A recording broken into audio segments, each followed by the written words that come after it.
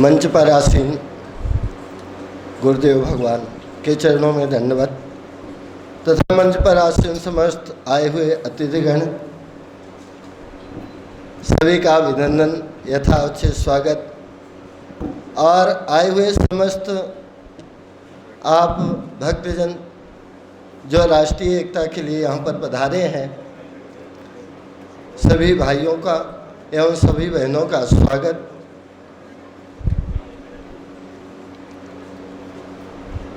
सबसे पहले गुरु देव भगवान का अभिनंदन करते हुए धार्मिक ग्रंथों में प्रवेश करेंगे।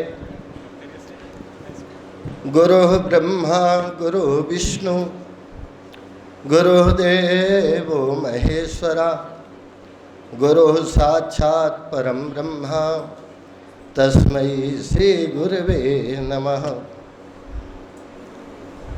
अभी मंच पर आसीन अहमद साहब ने सुंदर शिक्षा की व्याख्या करी।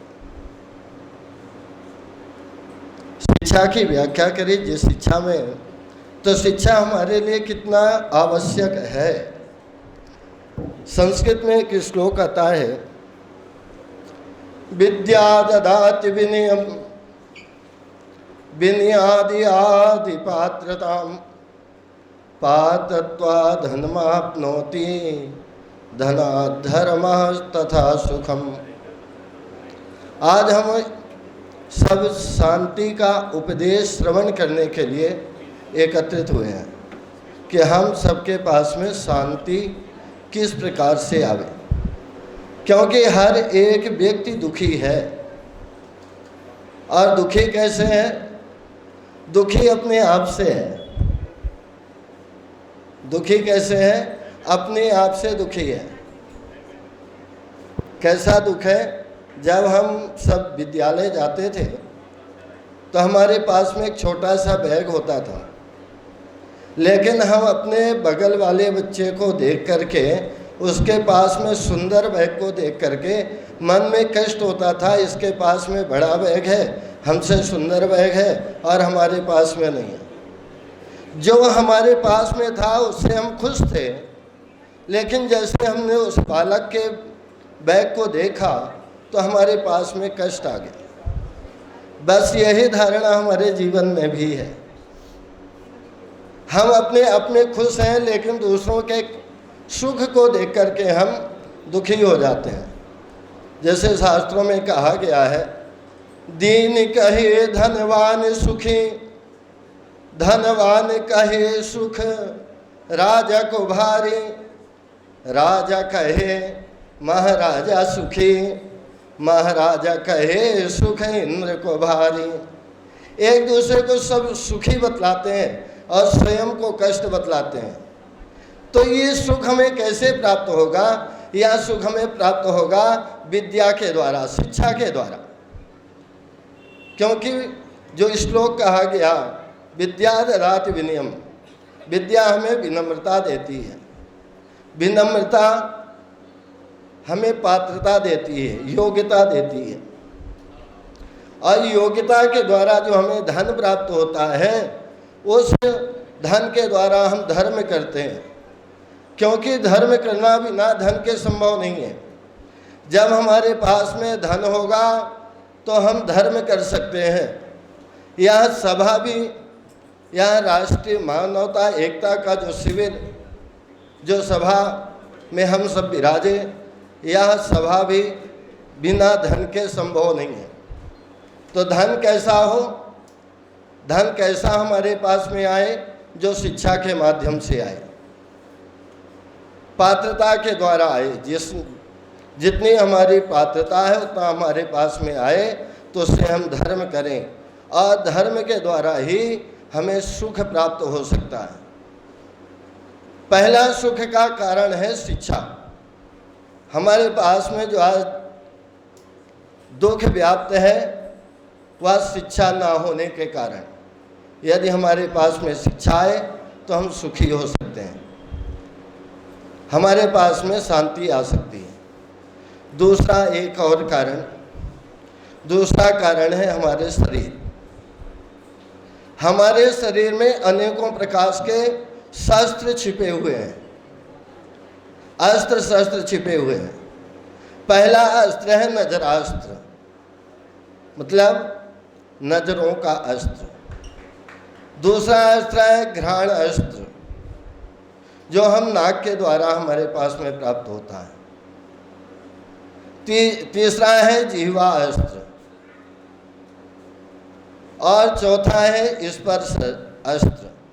ये जो 5 इंद्रियां हैं, यही हमारे अस्त्र शस्त्रों का कार्य करती हैं। और उसके पश्चात में हमारे शरीर में हमारा हाथ भी एक अस्त्र है, हमारे पैर भी एक अस्त्र है, हमारे कान भी एक अस्त्र है। कानों ने सुना, बस समस्त शरीर को तैयार करके ईर्ष्या के लिए, द्वेष के लिए, हिंसा के लिए प्रेरित कर देते हैं। इन सब अस्त्र शस्त्रों के साथ में हमारे पास में और भी बहुत सारे अस्त्र शस्त्र विद्यमान हैं, जिनका प्रयोग हम अपनी सुरक्षा के लिए, अपनी शांति के लिए, जीवन में सुख के लिए प्रयोग करते हैं।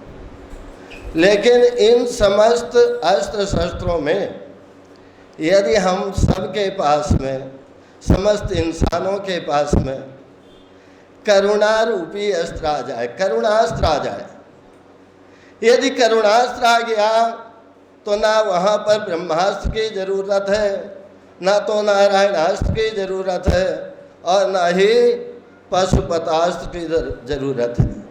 हमारे पास में केवल करुणा अस्त्र आ जाए। यदि समस्त जीवों में, समस्त इंसानों में करुणा का भाव आ जाए, लेकिन हमारे बीच से करुणा ही चली गई, हमारे बीच से दया ही चली गई, हमारे बीच से ममता ही चली गई, जो स्नेह था वह भी हमसे दूर चला गया, हम अपनों से दूर चले गए, हमारे पास में करुणा चली गई। और जब करुणा रूपी अस्त्र ऐसा है जो समस्त संसार को, समाज को, भाईचारे को बना करके रखता है, वह करुणा रूपी अस्त्र हमारे पास में से दूर चला गया। जो हमारे पास में होना था, हमारे पास में नज़रों का अस्त्र है, हम नज़रों के अस्त्र से दूसरों को कष्ट देते हैं। अपनी वाणी, जीवा रूपी अस्त्र, वाणी से सबको कष्ट देते हैं, अपने हाथों से सबको कष्ट देते हैं, अपने पैरों से सबको कष्ट देते हैं, अपने व्यवहार से कष्ट देते हैं, अपने आचरण से कष्ट देते हैं।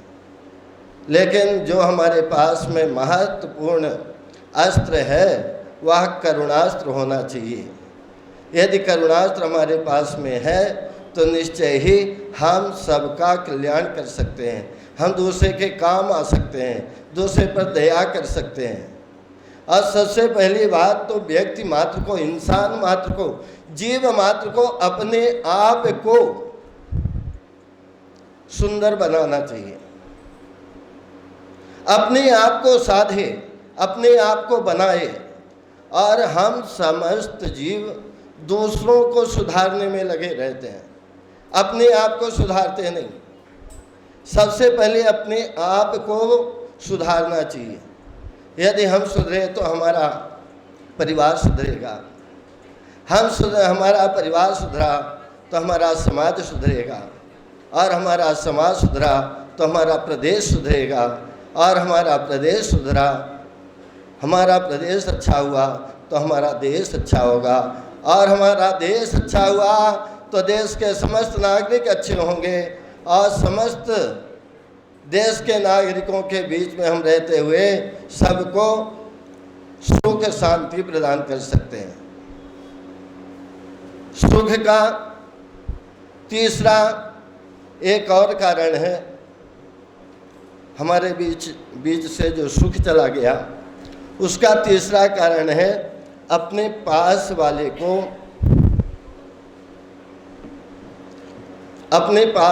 को सम्मान ना देना। हमारे पास में हमारी पत्नी है, उसको हम सम्मान नहीं देते हैं। हमारे पास में हमारा पुत्र है, उसको हम सम्मान नहीं देते हैं। हमारे पास में हमारे माता पिता हैं, उनको सम्मान नहीं देते। शास्त्रों में एक बहुत सुंदर, धर्म में एक बहुत सुंदर बात बतलाई गई कि हमें निरंतर दीपक जलाना चाहिए। और कौन कौन से धर्म में दीपक की प्रथा है या तो हमें ज्ञात नहीं है, क्योंकि मैं केवल संस्कृत पढ़ा हूँ और हिंदी में ही ज़्यादातर व्याख्यान होते हैं, और ऐसे स्थानों में मेरा जाना भी नहीं हुआ। आप सबके बीच में मैं दूसरी बार आया हूँ, लेकिन मुझे ज्ञात है कि दीपक जलाए जाते हैं, ये शास्त्रों की आज्ञा है। हमारे धर्म में माता पिता भी कहते हैं, बेटा आपको सेवा करने का समय नहीं है, भगवान के पास में आप 10 मिनट बैठ नहीं सकते, तो जाते जाते एक दीपक तो चांस करके जाना, दीपक जला करके जाना। दीपक के पास में इसलिए भेजा जाता है कि दीपक में एक गुण होता है, जहाँ पे रहता है वहाँ पे प्रकाश करता है, जहाँ पर रहता है वहाँ पर प्रकाश करता है। और भेजने का तात्पर्य है कि हम जिसके पास में जाएंगे उसके गुण हमारे पास में आएंगे। जैसे हम आप सबके पास में आए तो आप सबके जो अच्छे गुण हैं कुछ ना कुछ हम सब लेकर के जाएंगे, कुछ ना कुछ गुण लेकर के जाएंगे। तो दीपक के पास में भेजने का तात्पर्य था कि जिस प्रकार से कोयले की खान में कोई व्यक्ति जाए तो कहीं ना कहीं से उसके पास में कोयले का दाग लगना ही लगना है। अब यहाँ पर इत्र दिया जा रहा था, इत्र के पास में बैठा जाए तो कहीं ना कहीं सुगंध आएगी ही आएगी। तात्पर्य जिसके पास में हम जाएंगे तो उसका गुण हमारे पास में आएगा। इसलिए हमारे माता पिता हम सबको दीपक के पास में भेजते थे और अभी भी भेज रहे हैं कि दीपक का गुण आएगा। दीपक का गुण है जहाँ पर रहता है वहाँ पर प्रकाश करता है। तो हम जहाँ पर रहें वहाँ पर प्रकाश करें। हम रहें हैदराबाद में और गुणगान कहीं और दूसरी प्रदेश का, दूसरे देश का, तो सबसे पहले जहाँ पर हम रहें वहाँ पर अपने आचरण के द्वारा, अपने वाणी के द्वारा, अपनी नज़रों के द्वारा, अपने कानों के द्वारा, अपने शरीर के द्वारा, अपने काम के द्वारा, अपने शिष्टाचार के द्वारा पास वाले को खुश करना चाहिए। दीपक जलता है तो प्रकाश करता है, तो हमारे जलने का तात्पर्य है हम प्रकाश करें, तात्पर्य कि हम खुशियाँ बाँटें। हमारे आचरण से खुशियाँ सबको प्राप्त हों, तो हमारा दीपक के पास में जाने का भाव मिलता है। उद्देश्य यही है। तात्पर्य यह है कि दीपक जैसे प्रकाश करता है वैसे हम भी खुशियाँ बांटें। लेकिन हम अपराध क्या करते हैं? अपराध करते हैं कि हम अपने पास वाले को खुश नहीं रख पाते। हमारे आचरण ऐसे बिगड़ गए हैं, बिगड़ने के कारण हम खुश नहीं रख पाते। ना तो अपनी भार्या को, ना तो अपने पिता को, ना तो अपने भैया को, ना तो अपनी संतान को, ना तो अपने पड़ोसी को, ना तो अपने समाज को। हमारे आचरण एक तरफ चले जाते हैं। इसलिए व्यक्ति मात्र को चाहिए कि वह अपने पास में रहने वाले इंसान का सम्मान करे, और इंसान को जब सम्मान करेगा उसको सुख प्रदान करेगा। तो सुख ऐसी वस्तु है जो देने से मिलती है। जिसको आप सम्मान देंगे वह भी आपको सम्मान देगा, जिसको आप सुख देंगे वह भी सुख देगा। बस अपने पास वाले को सुखी करें। बस इन्हीं शब्दों के साथ में अपनी वाणी को विराम। इन शब्दों में जो कुछ गलतियाँ हुई हों क्षमा कर देना बालक जान करके आप सबके पास में दूसरी बार आया हूँ।